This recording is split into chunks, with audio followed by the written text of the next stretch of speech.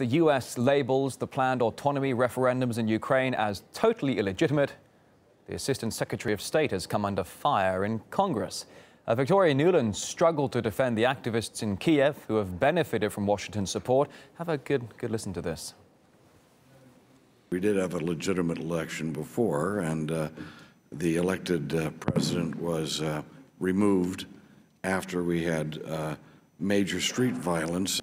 There were pictures that people running around with these we were told were neo-Nazis.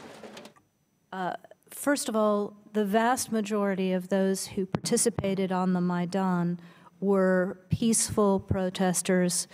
If you had a chance to see the pictures, many of us visited, including many members here. There were mothers and grandmothers and veterans. Let me note that I have. However, before you go on, I saw those pictures as well. I also saw a lot of pictures of people throwing firebombs at groups of policemen who were huddled over in a corner, where people shooting into the ranks of police.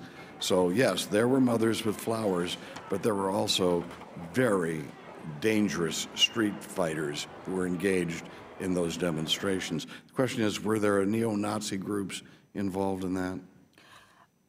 There were, as I said, almost every color of Ukraine was represented, including some ugly colors. The answer is yes, then.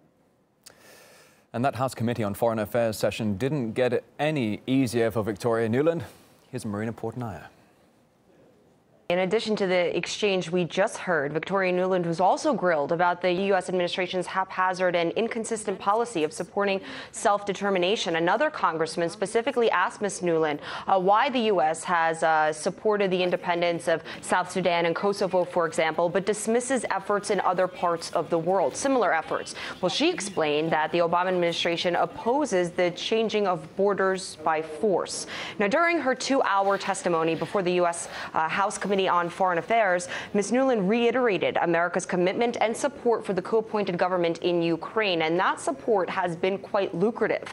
She says that the U.S. has provided $18 million in non-lethal assistance to Kiev and $9 million in funding to be used for the upcoming May 25th election. And the interim government is also supposed to be using those funds for their overall public relations campaign. Now, the U.S. Assistant Secretary of State did acknowledge that President Vladimir Putin on Monday publicly called for de-escalation in violence when he asked for the upcoming referendums in eastern Ukraine to be delayed. Nonetheless, Ms. Nuland disregarded the statements made by the Russian leader, insisting still that Moscow is determined to destabilize Ukraine.